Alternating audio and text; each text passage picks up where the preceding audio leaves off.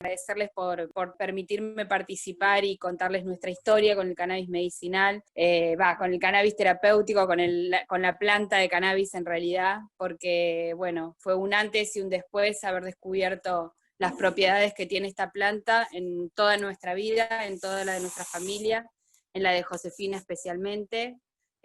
Bueno, Josefina es una nenita, hoy tiene 8 años, ella a los 7 meses la diagnosticaron con síndrome de West, lo que se transformó en una epilepsia refractaria. El síndrome de West es una enfermedad rara, poco frecuente, que provoca cientos de convulsiones al día.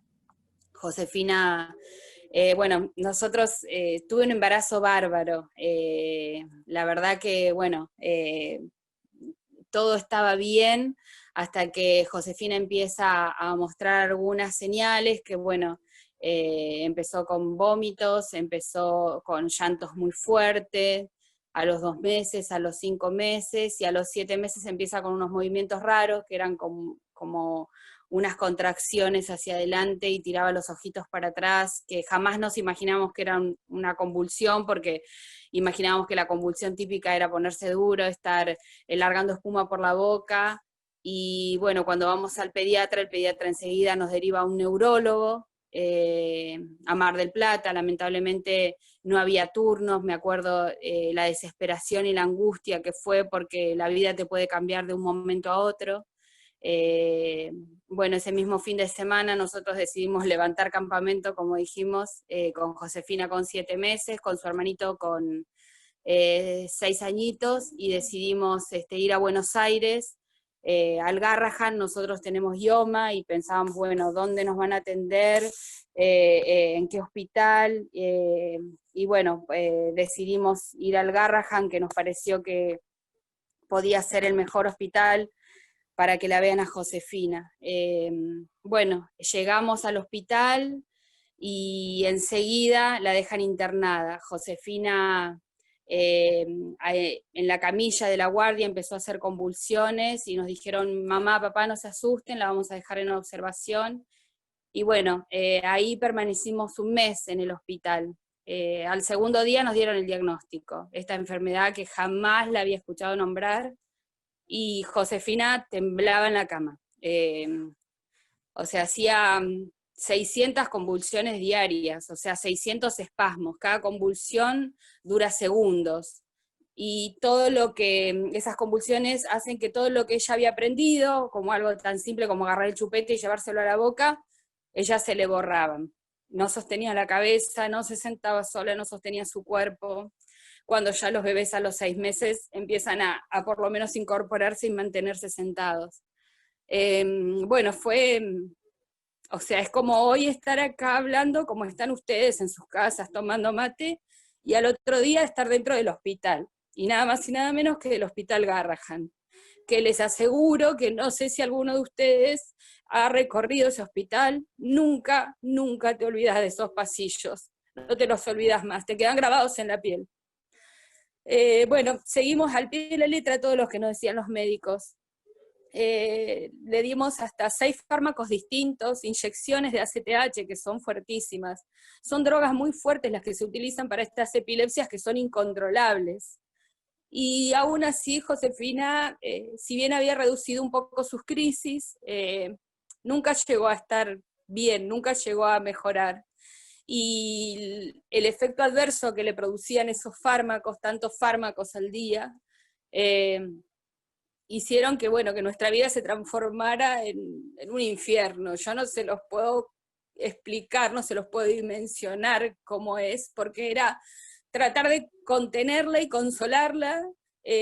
La poníamos en la sillita y lloraba, la llevábamos al baño para darle un bañito a ver si se calmaba y seguía llorando. Imagínense una bebé que de 1 añito que no, o sea, que no se conecta con vos, no sabés qué le pasa y llora todo el día. Y tomaba tantos fármacos, tomaba más de 10 pastillas al día, más una dieta cetogénica, que es una dieta rica en grasas, que si bien por ahí produce el efecto de controlar las convulsiones, en algunos casos es una dieta basada en grasas, sin harinas, sin azúcares, y produce enormes trastornos en el desarrollo de los nenes, por eso hay que controlarla muchísimo. Y bueno, nuestra vida se transformó en pasillos de hospitales, en visitas a los médicos, en Josefina totalmente ausente, cuando pensamos que iba a ser una nena feliz, que iba a jugar con su hermano, que iba a disfrutar de su día a día, de ir al jardín, y bueno, fue muy difícil. Hasta que un día en los pasillos de Fleni me encuentro con una mamá de Venezuela que está haciendo el tratamiento con su hijita, que también tenía un problema genético, y me comenta de esta terapia que se está aplicando en Estados Unidos con, en la hijita de su amiga, en una nena también. Y yo la quedo mirando y me dice, metete por internet, vas a ver los tratamientos que hay con cannabis. Y yo la miro y le digo, ¿con marihuana? Y ella me dice, sí, dice, metete por internet, vas a encontrar un montón. Bueno, ese mismo día, esa misma tardecita noche, me meto y lo que veo, el primer caso que veo es el de un nenito que tenía autismo y que el papá empieza a elaborar el aceite con la planta de cannabis y el nene cambia totalmente. Y también paralelamente veo el caso de Charlotte Fishey, que es una nenita de Estados Unidos con síndrome de Dravet, una enfermedad muy parecida a la de Josefina, y, y la mamá también empieza a hacer lo mismo. El papá de la nena era militar, la mamá jamás había fumado, y no conocía tampoco de las propiedades de la planta, pero en el estado de Colorado, donde ellos viven, sí era legal la utilización del cannabis, y ella empieza a fabricar un aceite y a probar una gotita debajo de la lengua de su hija. Y es maravilloso lo que se produce, porque la nena empieza a mirarla, la mamá, a conectar con ella, a estar más tranquila, las convulsiones empiezan a ceder muy de a poco, y la mamá no lo podía creer. Y yo de este lado acá, a kilómetros de distancia, tampoco podía. Yo digo, no puede ser. Yo digo, tengo que investigar esto, puede ser una esperanza. Yo estando en el hospital, siempre trataba de leer, de meterme en internet, de investigar, y me decían, no, no investigues, dice, porque hay cosas muy feas en internet. Y yo decía, en alguna parte del mundo tiene que haber algo para que mi hija esté mejor, para que Josefina pueda tener una sonrisa y estar con nosotros y mirarnos. Y bueno, Dios me escuchó porque lo pedí tanto al universo y encontré esta terapia. Empiezo a investigar, y acá en Mar Azul, nosotros vivimos acá en Villa Gesell, en un pueblo dentro de Villa Gesell que se llama Mar Azul. Mucha gente nos acompañó y nos ayudó. Primero me donaron unas flores, que con las flores que tenía una mamá hicimos el primer aceite para Josefina. Nosotros viajamos al hospital Garrahan y comentamos a su doctora, que era la que la atendía, y ella me dijo, mira, yo voy a estar de acuerdo en todo lo que quieras probar con Josefina, siempre y cuando no dejes ni la medicación ni la dieta. Y bueno, empezamos a darle, me acuerdo que fui a hablar con la doctora y me temblaban las piernas, porque me habían dicho, esta mamá está loca, le va a dar marihuana a su hija, porque en ese entonces no se hablaba. Y y bueno, me temblaban las piernas. Yo fui a visitar a los chicos de la revista THC, ellos me habían dado una revista donde en la tapa de la revista estaba esta nenita de Estados Unidos, contando toda su historia. Y bueno, me volví a Villa Gesell. Ese mismo día un canabicultor me va a visitar al hospital, porque yo ya lo había contactado previamente, y me regala una jeringuita de aceite que él había preparado. Era el extracto de la planta diluido en aceite de oliva o en aceite de coco se puede diluir. Y bueno, yo volví con tanta esperanza de ese viaje y empezamos a darle a José una gotita de aceite debajo de la lengua. Y Josefina a los 10 días empieza a estar tan conectada, empieza a mirarnos, a cruzar la mirada con nosotros, a estar más tranquila, a mirarnos. O sea, yo no les puedo explicar lo que es que tu hija, que está totalmente perdida mirando el techo, empiece a mirarte y a conectarte, a ver, no sé, no tengo palabras para explicarlo. Y bueno, ahí nos miramos con mi marido y dije, este es el camino. O sea, tenemos que seguir investigando y tener que hacer que esto sea posible para Josefina acá en nuestro país. Bueno, Josefina siguió mejorando, lamentablemente en el Garrahan los médicos decidieron no acompañarnos en ese momento, y bueno, nosotros decidimos dejar el hospital y seguir nuestro camino y encontrar un médico que sí pueda acompañarnos. Gracias a Dios encontramos a Nicolás Sarijulis, que era jefe de neurología del Hospital de Niños de La Plata, del Sor María Ludovica, y él es el que luego firma el primer pedido para que Josefina reciba tratamiento con aceite de cannabis acá en el país. Ese primer pedido fue avalado por la directora de salud del municipio, la doctora Marta Zuluaga, y la doctora Zulma Benítez Camacho, que era la directora del hospital de Villa Gesell, porque para que el ANMAT nos permita ingresar este aceite, este producto que se tenía que importar de otro país, necesitábamos hacerlo en un hospital público. Y bueno, gracias a esa empatía, esa generosidad, ese sostén que nos dio toda la comunidad médica de acá de Villa Gesell, pudimos importar el primer aceite para Josefina. Porque no era que el aceite casero le hacía mal, sino que nosotros necesitamos tratar de que sea siempre una misma cepa. Y al principio era tan complicada nuestra vida que no podíamos tener una estabilidad y un lugar fijo para estar siempre en casa y cuidando las plantas y preparando el aceite para Josefina. Pero este tratamiento nos cambió la vida.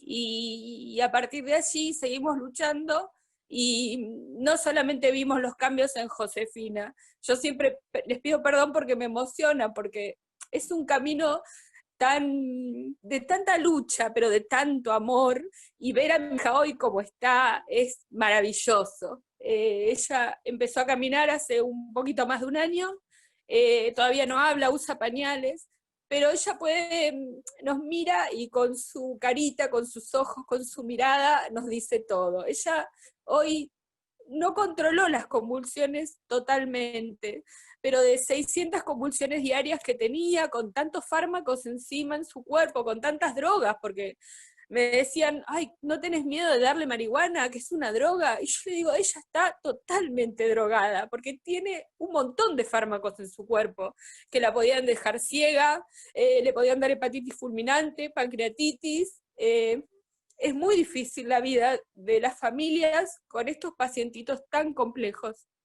con enfermedades tan difíciles. Y yo les decía, no, no tengo miedo, porque el cannabis es vida, o sea, el cannabis nos cambió la vida. Josefina, de las 600 convulsiones diarias, hoy tiene 100 convulsiones a la semana. De tomar 6 fármacos distintos, hoy solo toma un fármaco, que es la rufinamida, y el aceite. Entonces, o sea, yo no podía comprender a veces cuando la gente tiene tantos prejuicios, ¿no? Pero sé que es por falta de información, porque una vez que uno conoce a una persona que está haciendo un tratamiento terapéutico con el cannabis, sabe que es calidad de vida y sabe que cambia la vida en cualquier persona, ya sea una persona grande como en un niño, como nos pasa a nosotros con José.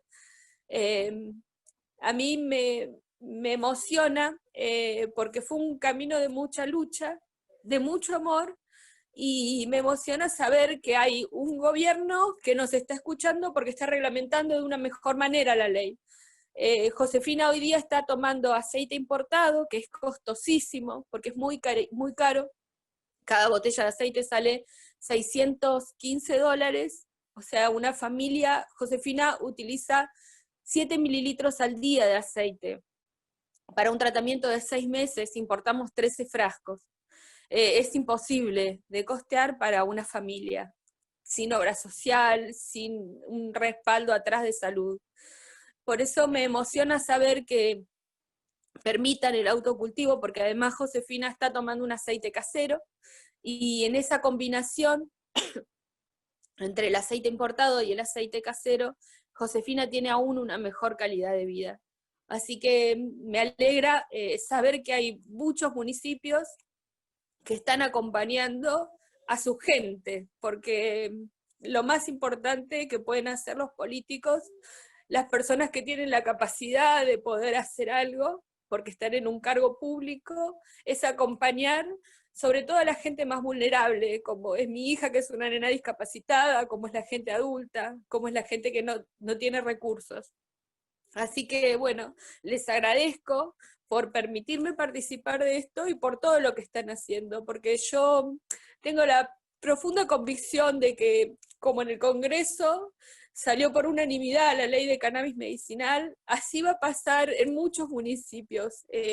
Esto le puede pasar a cualquiera. Hoy estoy yo de este lado, pero el día de mañana pueden estar ustedes. Y este camino de tanto sufrimiento, como hablábamos con el doctor Marcelo Morante, es como que lo estamos haciendo para que otras personas que les pase lo mismo, lamentablemente en el futuro, tengan un camino un poco más suave, con un poco más de paz y de seguridad y de contención también. Así que bueno, esa es nuestra historia y bueno, gracias por darme el espacio para contarlo. Laura, gracias a vos por tu testimonio. Te abrazamos fuerte y de que nos pusimos en contacto, gracias por toda la información.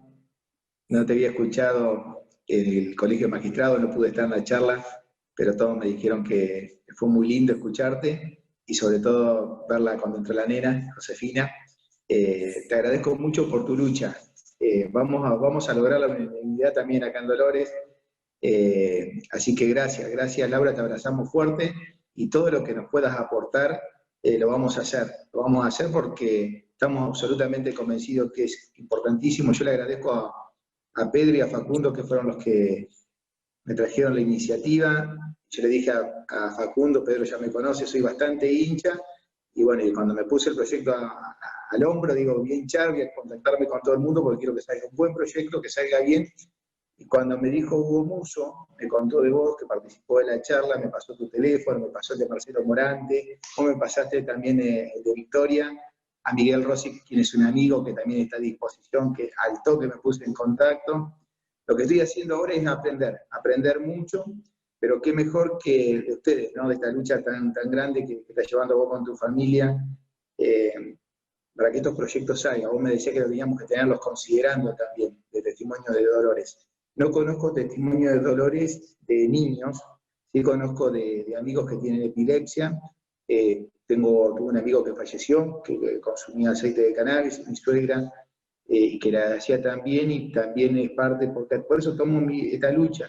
Yo nunca tuve un prejuicio con respecto al cannabis o a la marihuana, pero sé que existen estos prejuicios, sé que existen. Lo que sí tengo es un enorme desconocimiento, eso se lo dije de entrada, así que bueno, está Augusto también, que está participando en la charla, él también consume cannabis, terapéutico, tenemos que ver después si es terapéutico, si es medicinal, tenemos que categorizar bien para que salga de la mejor manera posible. Te vamos a necesitar en Dolores cuando venga una reunión de comisión, para que le puedas transmitir esto a todos los concejales. Si podemos dar testimonio de lo tuyo en nuestra ciudad, te voy a agradecer también mucho.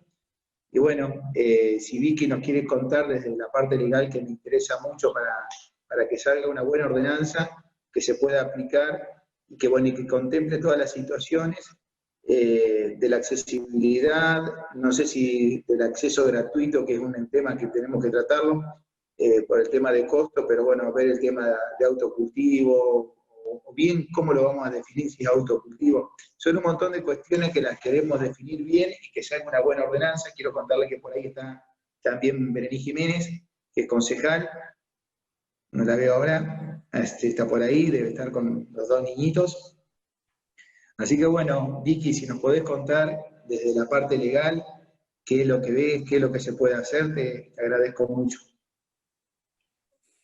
Bueno, gracias. Un beso, Lauri. A vos te veo el miércoles. Un beso. Bueno, yo les cuento, primero voy a explicar quién soy para que se entienda desde qué lado hablo. Yo soy defensora oficial criminal y correccional en Lomas de Zamora, en la provincia de Buenos Aires. A diferencia de Miguel, que Miguel es defensor federal.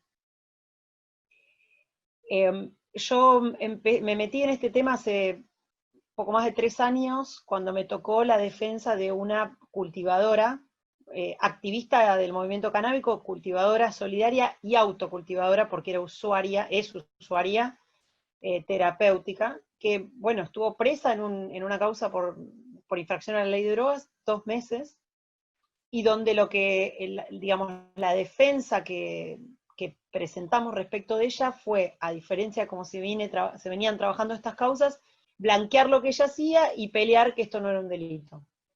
El caso de ella se llama Adriana Funaro, el caso de Adriana llegó hasta la casación provincial, nos dieron la razón en todas las instancias, en la Cámara y en el Tribunal de Casación de la provincia, y es un presente jurisprudencial muy valioso para aplicar en cualquier caso donde pueda pasar algo parecido. Pero bueno, lo que hizo Adriana tenía más de 40 plantas, lo que hizo fue decir, sí, yo cultivo esto, pero lo hago en favor de mi salud, y esto no puede ser un delito. Cuando a Adriana la metieron presa, no había ley de cannabis medicinal. Esto es importante que lo sepan. Sí, tenía media sanción de la Cámara de Diputados. Después que Adriana cayó presa, obtuvo la aprobación por parte de la Cámara de Senadores y ahí se sancionó. Para el momento que les tocó, a los jueces les tocó resolver sobre el caso de Adriana, tuvieron en cuenta que existía esta ley. ¿Qué pasó después? Cuando la ley se reglamenta, la 27.350 se reglamenta en forma muy restrictiva. Esta ley, que nace a partir del reclamo de personas como la familia Vilumbrales, la de María Laura, u otras familias con situaciones igual de graves, les habían prometido a los legisladores que la ley iba a ser un paraguas para que ellos pudieran seguir teniendo acceso a cannabis sin que los agarrara la ley de drogas, o sea, sin que algún fiscal o la policía los meta presos, los persiga, algún fiscal los acuse, etc. ¿Qué es lo que les pasa normalmente a los cultivadores? O sea, el que cultiva marihuana está todo el tiempo expuesto a que lo metan preso, como mínimo, entre otros problemas, a que si le roban las plantas no puede hacer la denuncia, a tener que vivir una vida social de determinadas características para que nadie sepa que tiene plantas. Bueno, lo que les habían prometido en el Congreso era que iban a dejar a las familias usuarias a resguardo de este problema. No pasó eso en la práctica porque la palabra autocultivo en la ley nacional no está, y la reglamentación que supuestamente iba a incorporar el autocultivo no la incorporó. No creó el registro de pacientes para que se inscribieran las personas que estaban accediendo y pudieran blanquear que cultivaban, y tampoco se les dio otro acceso, o sea, se quedaron únicamente cubiertos las personas que entraban dentro de la lógica de la importación del Charlotte, que es este aceite que dice María Laura, que además tiene otro problema. Un problema es que aplica para patologías muy específicas, y que además es una sustancia que es hecha principalmente con uno de los cannabinoides principales de la planta, que es el CBD, del cannabidiol, y entonces como está hecha con ese componente principalmente, para muchas personas no tiene efecto, o sea, no le produce efecto ninguno, ni positivo ni negativo. Entonces, los pacientes que o no estaban autorizados para importar porque no tenían epilepsia refractaria, o teniendo eso u otra patología, no les servía un aceite principalmente de cannabidiol, quedaban fuera del resguardo de la ley nacional y por ende quedaban bajo la, digamos, perspectiva penal, porque la marihuana en Argentina tiene o esta ley medicinal restrictiva o la ley penal. No hay otra política pública en el medio. Y la política pública criminal es mucho más fuerte, está mucho más impulsada, para que se entienda, y tiene mucho más operadores puestos a practicarla y ejercerla, que la política en salud, en materia de salud, que deriva de la ley de cannabis medicinal.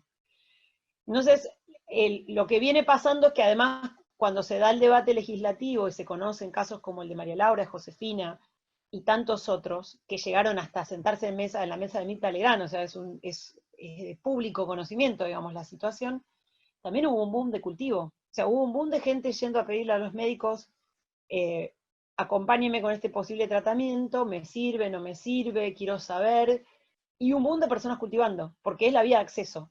Hoy en Argentina la vía de acceso al cannabis es el cultivo. El autocultivo o el cultivo por parte de un tercero que me da su derivado de alguna manera.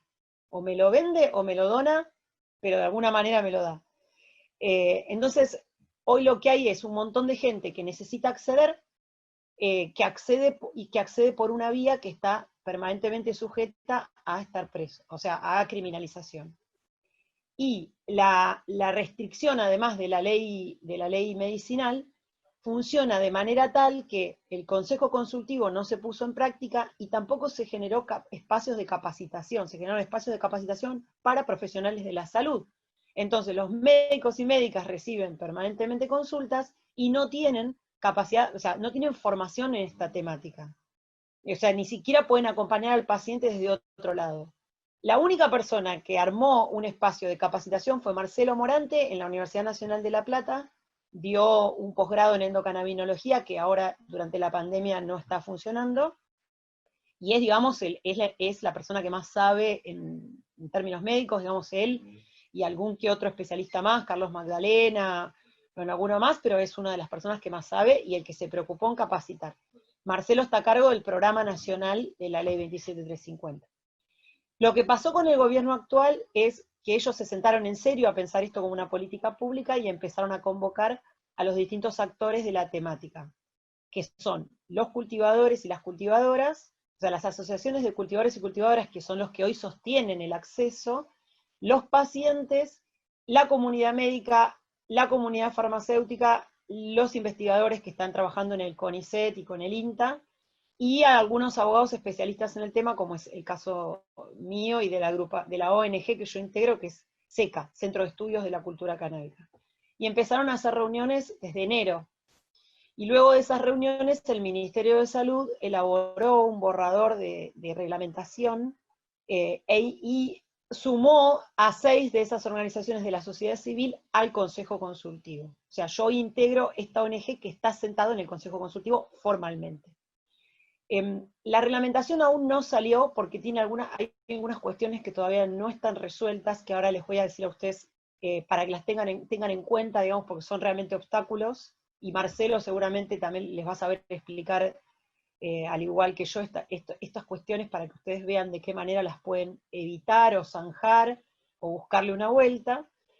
Pero va a salir, cuando salga, es una reglamentación mucho más amplia, es una reglamentación de acceso, es una reglamentación de inclusión hacia los pacientes y las pacientes, y que va, digamos, incorporar el autocultivo como una de las formas reconocidas de acceso legal, legítimo, en nuestro país. Yo además en este momento soy asesora legislativa en la Cámara de Diputados Nacional y en la Cámara de Diputados de la Provincia de Buenos Aires en este tema. Y entonces les puedo contar que a nivel Provincia de Buenos Aires, en este momento hay 2 proyectos de ley para generar una normativa provincial, de 2 partidos políticos diferentes, 2 espacios políticos diferentes. Hay uno que es del Frente Juntos por el Cambio y hay otro que es del Frente de Todos. El de Frente de Todos lo presentó la diputada que está a cargo de la Comisión de Salud, María Laura Ramírez.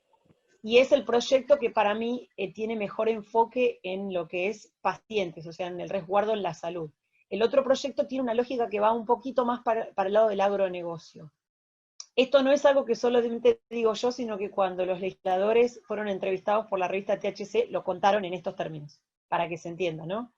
Entonces, estas son las 2 lógicas que todavía no empezaron a tratarse en comisiones, pero se van a empezar a tratar, no sé, espero dentro de poco, y vamos a ver cómo le termina legislando la provincia.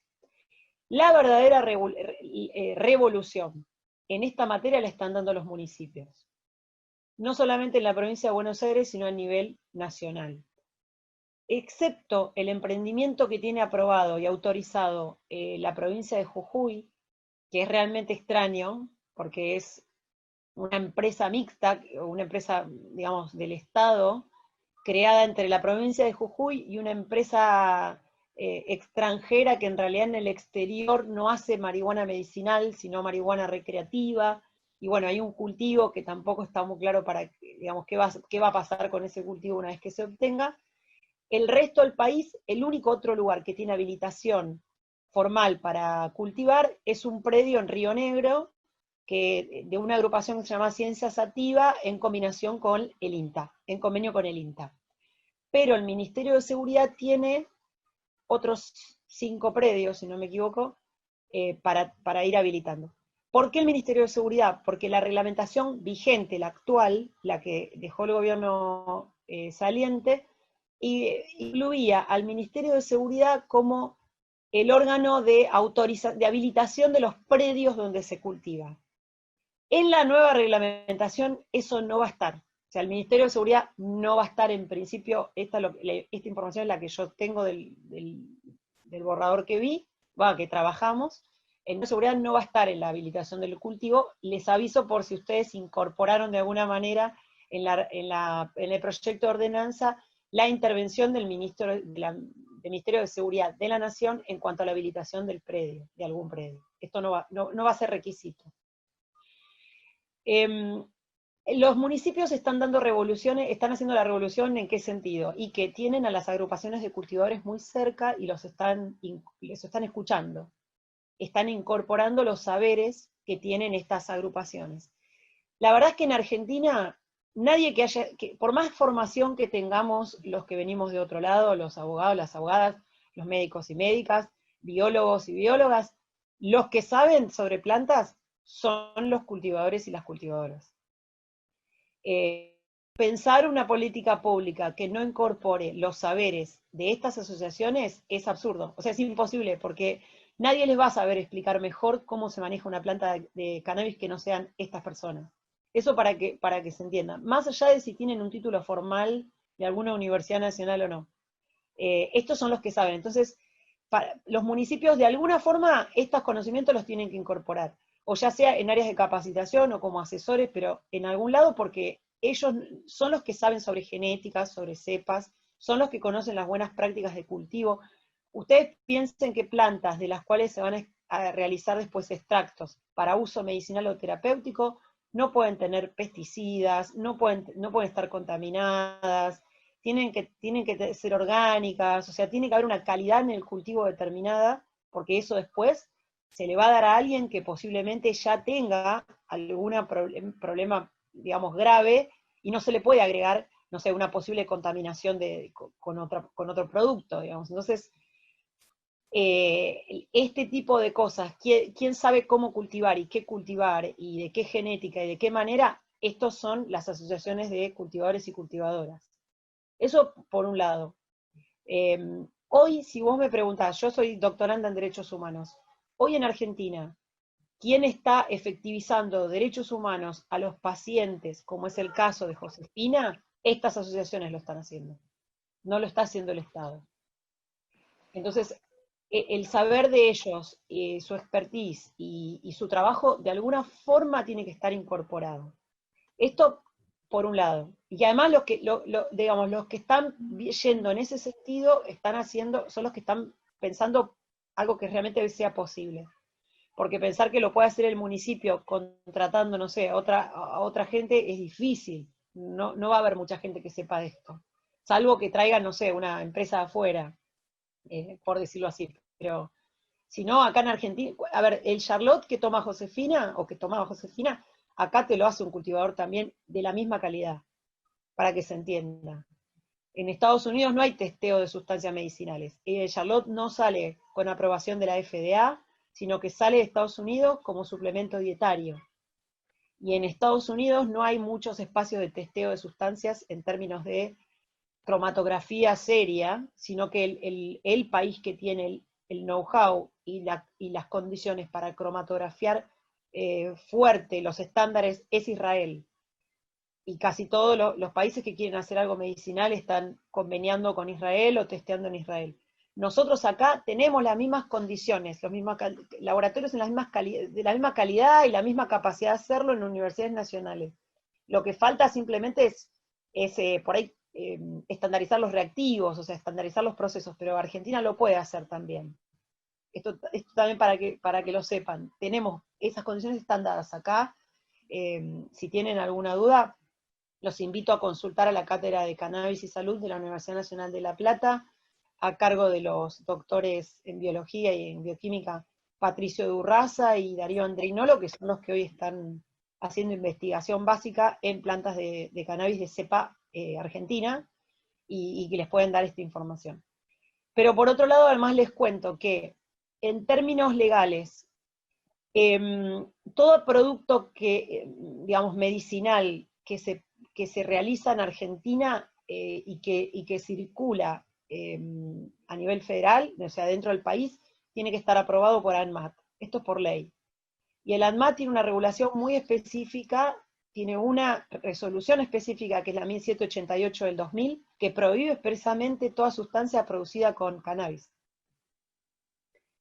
El ANMAT además tiene dos normativas muy específicas de psicotrópicos que prevén estándares para lo que es fitoterápico, como sería el caso del cannabis, que les puedo asegurar que ninguna asociación de cultivadores cumple, porque son estándares que solo cumplen los laboratorios. Esto también para que ustedes entiendan.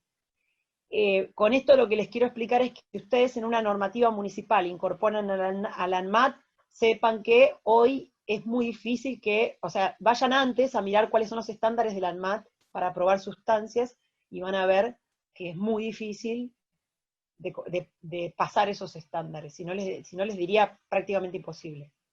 Esto del término jurídico, para que ustedes lo vean. También les digo que el ANMAT es un organismo a nivel nacional, pero que cada provincia tiene su propia regulación, legislación y su propio organismo para todo lo que es dentro de la provincia. No sé a ver si se entiende esto. O sea, si ustedes regulan o legislan sobre algo que se va a limitar al espacio donde ustedes tienen esa jurisdicción específica, por ahí no sea necesario que lo que ustedes producen pase por el estándar de ANMAT. A lo mejor con un estándar del Ministerio de Salud Provincial y del órgano de aplicación, de ANLAP, el equivalente, no me acuerdo la sigla, el equivalente en Buenos Aires, para algo que se va a quedar dentro de Buenos Aires, cumpla formalmente, digamos, los requisitos.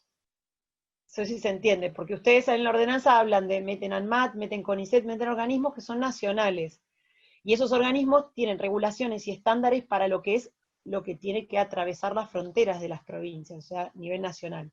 Pero cada provincia a la vez tiene su propia regulación, y no cede en su soberanía en materia de salud, salvo que expresamente así lo haya previsto.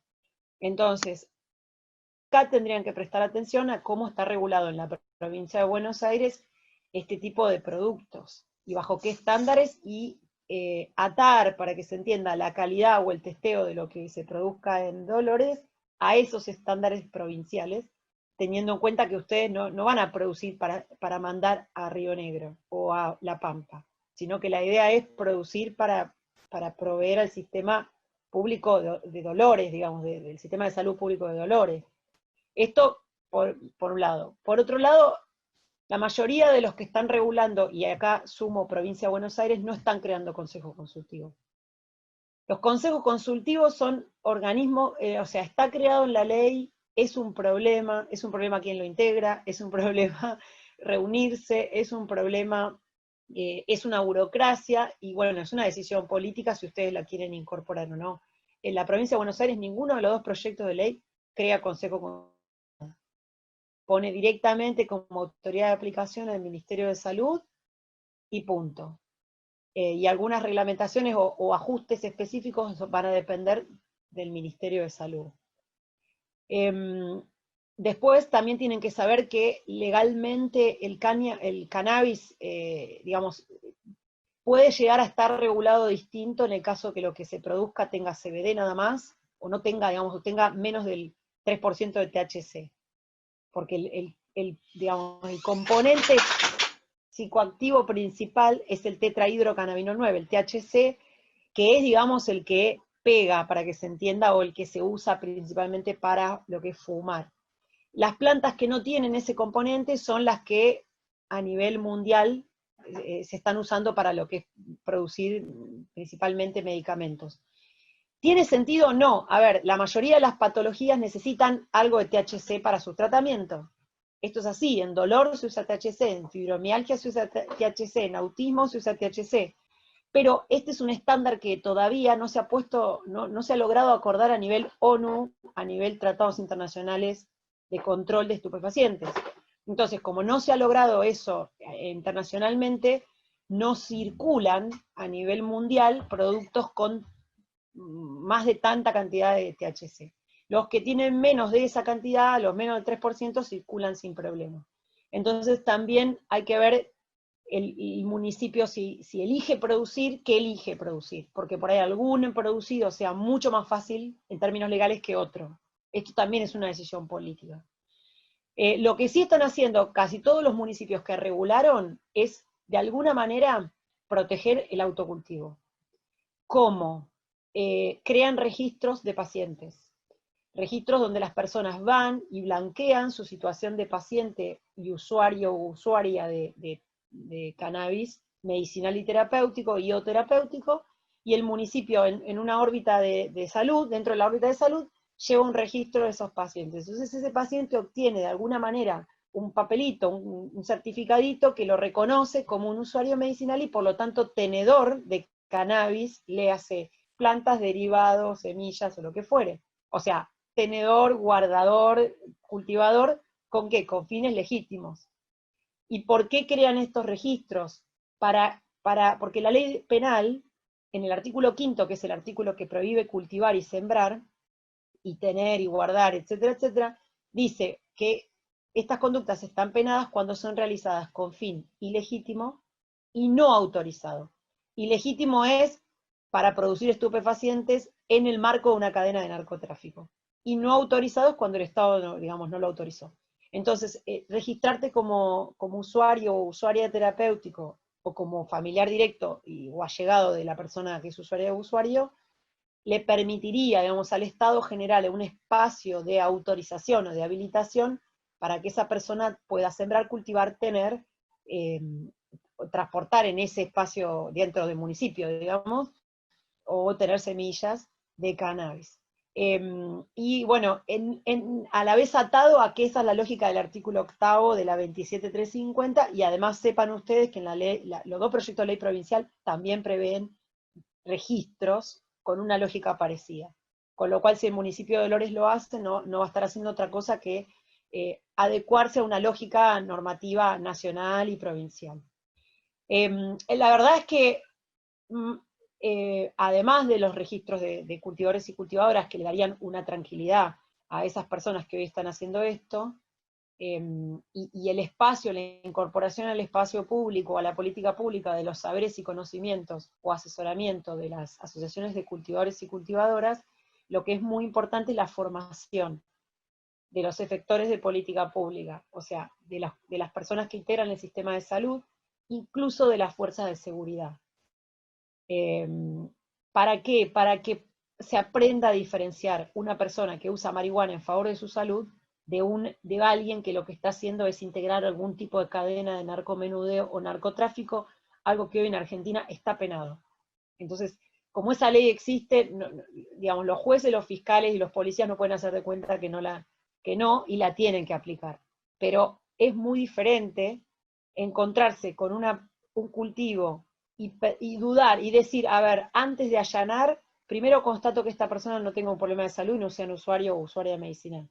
A entrar como una tromba en cualquier casa donde haya plantas y llevarse preso al primero que se encuentre, que es la lógica con la que hoy funciona el sistema penal. Entonces, la capacitación es fundamental. La capacitación local es mucho más fácil de llevar adelante, con jornadas, con cursos, hay espacios que brindan específicamente capacitación con gusto. Bueno, yo integro uno, SECA es uno, pero hay muchos espacios que con gusto. Médicos, megas que ya saben, científicos, cultivadores mismos y usuarios y usuarias, que pueden transmitir estos conocimientos para que la gente haga ¿qué? Deje de pensar la marihuana como una droga tóxica, algo que no es del todo cierto. Puerta de entrada de drogas duras, algo que es absolutamente falso. Y deje de suponer que porque algo fue prohibido, necesariamente esa prohibición obedecía a una cuestión de salud. Porque la realidad es que nosotros convivimos con la marihuana sin inconvenientes desde hace 10.000 años. Y la prohibición es un invento del siglo XX. y los motivos por los cuales está prohibida la marihuana no tienen nada que ver con la salud pública. Hay que estudiar un poquito la historia, lean si quieren a Tocatlián, lean a Fero Soriano. Bueno, yo acabo de publicar un libro que explica un poco esto también, pero digamos, hay mucha información de autores argentinos e internacionales, Escotado, Johan Hari, que cuentan la historia de por qué está prohibida la marihuana. No tiene nada que ver con un problema de salud, nada que ver con proteger la salud de nadie. Y yo creo que la prohibición es un tema que tiene que quedarse en el siglo XX y que en el siglo XXI es obligatorio para los distintos estamentos del Estado Nacional, el Estado argentino, adecuarse a los tratados internacionales de derechos humanos, que no son una opción, y en ese sentido acompañar el derecho a la salud, el derecho a la vida digna, el derecho a la intimidad y a que cada persona elija cuál es el tratamiento que prefiere para tratar su problema de salud, y dejar de perseguir gente que está tratando de resolver algo que el Estado no le está resolviendo de otra manera, ni está generando otro espacio para resolverlo de otra manera. Si los estados locales, provinciales y nacionales no se ayornan a la realidad, tienen que entender que la realidad ya los pasó por encima, que la gente ya cultiva, ya produce, ya consume, ya usa, y ya está. O sea, que no es que les están pidiendo que revolucionen nada, les están pidiendo que reconozcan una realidad que tienen al lado, simplemente para que deje de haber afectación en derechos humanos que se produce a través de la criminalización principalmente.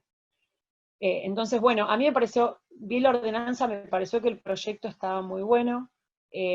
Las sugerencias mías es simplemente que tengan en cuenta que cuanto más se burocraticen los temas, más obstáculos le van a poner a las familias que necesitan acceder, que si una ordenanza sin una fuerte campaña de capacitación e información también es un tema, es un problema, porque hay mucha resistencia más que nada moral y de desconocimiento. También que hay normativas provinciales que están en tratamiento y una reglamentación nacional que todavía no está, y entonces por ahí estaría bueno tenerla en cuenta, para que la ordenanza medio que vaya en consonancia con eso, y después que prestenle atención bien a quiénes van a ser los organismos que van a ejercer algún tipo de control de lo que sea que se produzca dentro del municipio de Dolores, ya que algunos de esos organismos tienen estándares que son prácticamente imposibles de cumplir. Y en cambio hay otros caminos como es adecuarse a los estándares provinciales, porque en definitiva esto es un municipio y ustedes legislan para este espacio físico y para estos habitantes en particular. Así que bueno, yo me quedo a disposición de ustedes para lo que necesiten y gracias por el espacio. Gracias Vicky, la verdad que sos muy clara, te vamos a necesitar toda la normativa, todo lo que nos pueda mandar material, con Facu Aspitarte ahí que nos está dando una mano y está armando el equipo. Necesitamos capacitarnos mucho, necesitamos aprender mucho. Todo el material que tengan nos va a venir muy bien, así que gracias, simplemente gracias, felicitarte a vos por tu trabajo, tu militancia, tu compromiso desde el rol de defensora y también involucrarte en una organización, ser asesora legislativa a nivel nacional, a nivel provincial, vemos que conoces muchísimo. Así que Vicky, muchísimas gracias, mucha fuerza y toda corrección que le puedas hacer, aporte a la ordenanza, te lo voy a agradecer mucho. Y bueno, y a vos, María Laura, ¿qué te iba a decir? La veía ahí a Josefina, felicitarte por tu lucha y agradecerte mucho, porque hay muchas personas que necesitan el aceite, que necesitan el testimonio, son un ejemplo las dos, así que gracias por esta linda tarde, hoy en el Día del Niño, que nos están dando ustedes. Gracias, y simplemente gracias de corazón. Bueno, vamos a seguir trabajando. Todos los domingos nos reunimos un ratito, una hora y pico, para aprender mucho de este proyecto que realmente me encanta y sé que puede hacer muy, pero muy bien. Así que Vicky y Laura, muchísimas gracias. Si alguno le quiere hacer alguna pregunta, hay unos compañeros de Misiones, Marcel que es de Candelaria, está Augusto por ahí, Estela también de Candelaria, en provincia de Misiones, Liliana, Alexis Petroni también de Lanús, Federico Nazar, Bere, Carla Sotelo del Partido de la Costa, bueno, Karina Gisondo, que escribía que estuvo haciendo algunos cursos, Romina, María Nogueira, Karina Nogueira. Si alguno quiere hacer alguna consulta.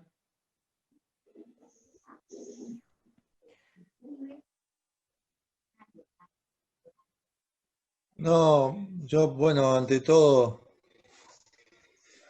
me quedé mudo con la palabra de esta mujer con respecto a la legalización. No tengo más que decir que tiremos todo para el mismo lado, para adelante, como se suele decir, y a no bajar los brazos, porque si tenemos una legislación que le dé un marco a este dolor, por decirlo en otros términos, va a ser suficiente para calmar los llantos de María Laura y otras tantas mamás que desconocemos y no vemos en torno a todo esto, ¿no?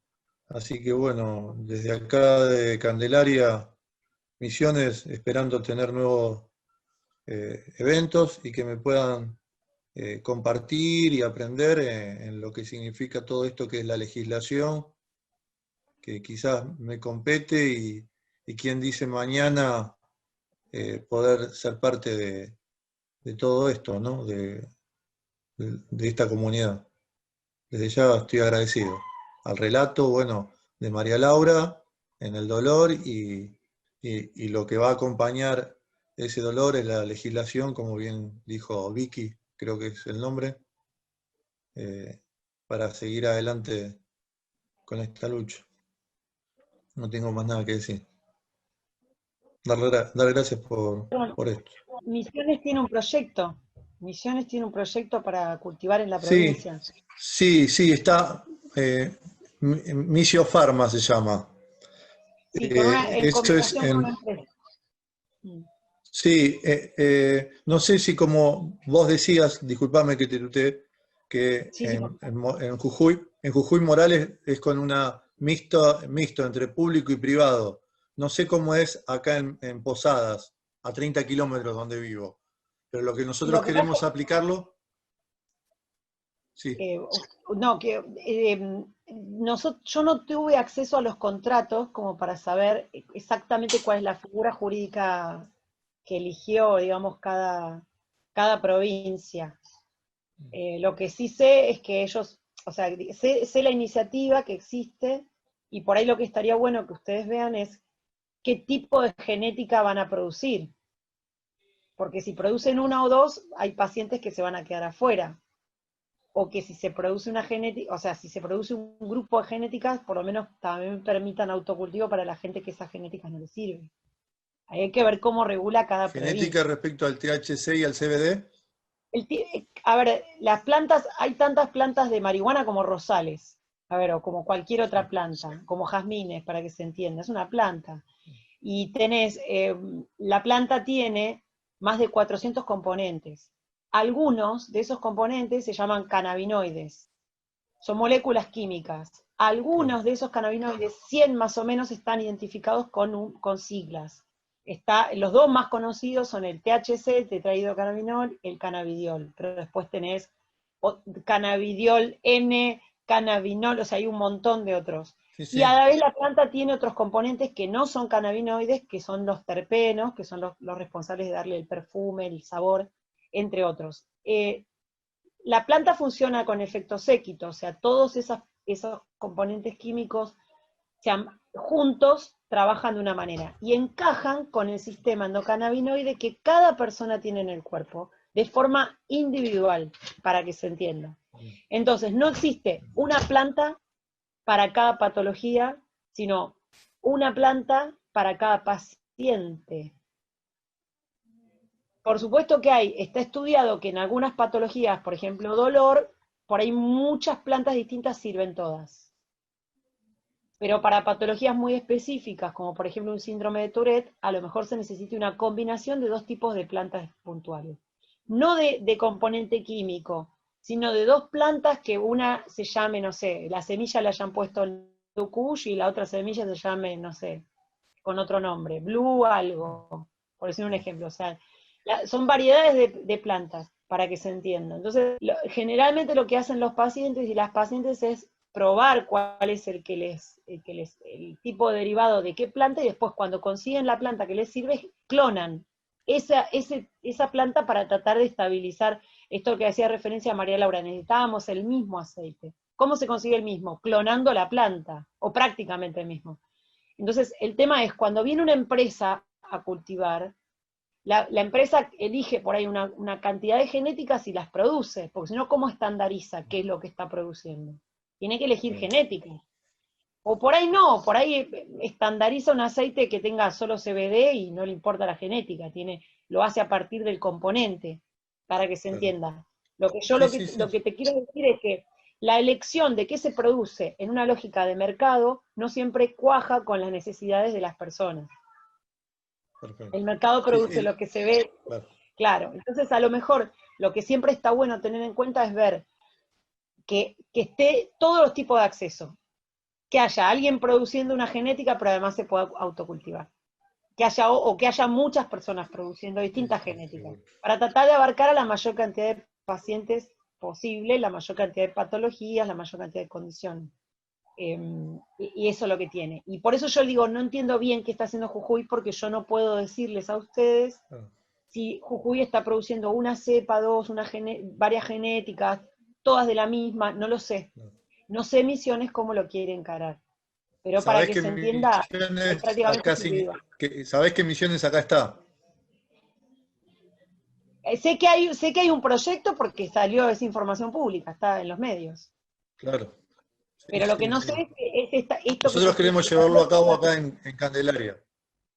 En el municipio queremos hacerlo. Por eso necesitamos de la colaboración, particularmente tuya, si es el compromiso, en cuanto a una redacción futura. Y bueno, y tengo a mi compinche, mi compañero de esta idea también, que es Augusto, uno de los chicos que está acá en el grupo, que él entiende como vos y habla como vos y se puede poner a la altura cuando hablamos de genética. No es mi caso. Quiero ser claro. Yo les aclaro que soy abogada y soy re limitada. Esto lo puedo decir porque hay muchos cultivadores que se tomaron el trabajo de explicarme horas. Si no, no podría estar explicando esto. Son más completas, son más completas. Los que saben son los cultivadores. Claro. Ahí. Yo soy el jefe, no sé, por eso. El que sabe, sabe. Y el que no es jefe. Ahí el jueves hay unos compañeros que dentro de eso está un ingeniero agrónomo que es Juan Ignacio Rípoda, nos va a estar brindando una charla, más otro compañero que estaba hasta recién, que se tuvo que retirar, que era Facundo Apitarte, que era uno de los que tomó la iniciativa, que me llevó la inquietud de llevar esto adelante, de acercárselo ahí a Facundo Celasco. Van a estar haciendo una exposición, así que obviamente se los invita el jueves a las 18, para ya con una charla mucho más abierta, para que se hagan todo tipo de consulta y todo eso para el público, ¿no? Para que tome conocimiento y que se genere el debate político y con conocimiento, que le queremos brindar todo tipo de herramientas ahí a Facundo y a todos los que quieran llevar adelante esta iniciativa. Entonces ahí van a entrar dos compañeros que van a explicar el tema de lo que es cómo cultivar y todo eso, y el tipo de genética y todo eso, acompañado por este ingeniero que está haciendo un doctorado ahí en La Plata, que se está especializando en todo eso, que obviamente él va a ser muy, muy claro en ese sentido, pero también los compañeros la tienen muy clara, que con experiencias y todas esas cuestiones nos van a saber aclarar todo tipo de dudas. Así que bueno, eso por un lado los quería invitar para el jueves a las 18, que va a ser abierto para todo tipo que quieran ingresar. Y ahí Federico Nazar había levantado la mano, no sé si quería hacer alguna consulta o alguien quiere consultar algo.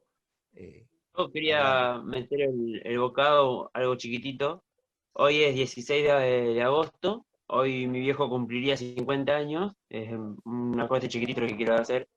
Mi viejo falleció en 2017, tenía cáncer,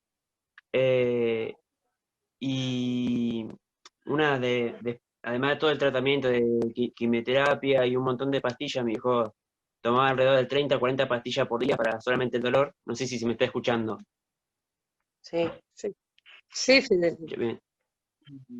Y algo que me choca, por así decirlo, es el hecho de que, está bien, no creo que se hubiese salvado por el simple hecho de tomar aceite o fumarse un porro, mi hijo, pero sé que le hubiese sido el tratamiento un poquito más, o más llevadero, por así decirlo, no verlo con tanto sufrimiento y un montón de esas cosas. Y el hecho de que ahora tengamos el espacio para poder hacernos valer nuestro derecho de que alguien que le está pasando mal de salud de verdad, y eso que nosotros teníamos, en ese momento teníamos un buen trato, tenía un buen sueldo de mi viejo, un buen sueldo de mi vieja, y la verdad que por más que tenga buen sueldo, el tema de la salud es algo muy importante. Y el simple hecho de saber que hay un montón de trabas en el medio, ya sea porque es algo que está con un estigma social de que no, que si consumís marihuana es porque sos un drogadicto o sos un delincuente, y muchas veces esa planta que está ahí, es que un montón de gente pueda hacer su vida normal, pueda trabajar, pueda desenvolverse, pueda hacer lo que ella quiera. Y tener este espacio acá, primero que me toca mucho el corazón porque es algo que le hubiese servido un montón a mi viejo, y a su vez es algo que va a dejar marca para bien, ¿me entendés? De acá al futuro capaz que dentro de, no sé, 5 o 6 años, tener una comunidad canábica en Dolores pueda ayudar a un montón de personas, ya sea con, no sé, tema de artrosis, tema de Alzheimer, tema de un montón de cosas de uso medicinal que se le puede dar a la planta, y llegar al punto de olvidarnos del estigma ese social que hay con el tema de la planta, que lo que más me gustaría, de poder, no sé, caminar por la calle con semillas para dársela, no sé, a la amiga de mi abuela o a mi abuela misma y decirle, che, toma, tratate esto, llegar a tu casa y después hervirlo y hacerte un tecito y saber que mi abuela a la noche se va a tomar eso y no va a sufrir porque a la noche no puede dormir porque le duele la cadera. Cosas así tan sencillas y vivir con esa seguridad y pensar de acá a futuro de que todo esto, si bien va a llevar un montón de trabajo, de saber que no va a decaer y que, por así decirlo, las personas que están acá hoy en día haciendo, en este preciso momento, haciendo Zoom, somos parte de ese cambio, o sea, somos los pioneros, por así decirlo. Y más que nada, algo que me encantaría, y voy cerrando, el tema de empezar a hacer cursos, pero no sé si llamarlos cursos, sino capacitaciones en el sentido de que la gente empiece a conocer todo lo relacionado con el cannabis, que no es solamente que pones una semilla, crece, la cortaste, la fumás y ves un unicornio, sino todo el trasfondo, toda la historia que hay detrás del cannabis, que no sea solamente eso, una plantita que te hace ver colores. O sea, todo el tema de la capacitación que pueda haber a futuro me encantaría ser parte, y quien dice capaz en un futuro ser uno de las personas que están capacitando, no siendo una persona que está recibiendo esa capacitación. Así que si, no me acuerdo el nombre de la muchacha que estaba hablando recién, Vicky era, ¿no? Sí, Vicky. Sí. Si en algún momento llegás a conocer algún curso donde capacitan o algo, me gustaría, después te paso, le digo a Facundo que te pase mi número y mi mail para que me vaya pasando información y todo eso, porque la verdad me interesa un montón esto. Así que no sé si alguien más quiere hablar o algo por el estilo, ese era mi pequeño aporte. Muchas gracias, Fede. Bueno, para ir cerrando, así ya la dejamos a Vicky y a Laura. Nos vemos el jueves, los que estén interesados. Agradecerles mucho, mucho a las dos por esta lucha y a todos los que participaron de esta charla. Nos vemos el próximo jueves y todos los domingos nos reunimos un ratito a partir de las 19. No sé si alguien más quería decir algo, así ya la dejamos a las chicas. Nada, bueno, muchísimas gracias para todos y a todas. Excelente, adiós. Gracias a usted. Gracias, Laura. Y bueno, acá en Villa Gesell hay una asociación de canabicultores que ellos, bueno, ahora por la pandemia no, pero hacen talleres, informando a toda la comunidad cómo elaborar los aceites, las cepas, y hay gente que sabe mucho, como decía Vicky, que son los cultivadores los que más saben de la planta, y están haciendo esa contención que lamentablemente el Estado todavía no llega a realizar.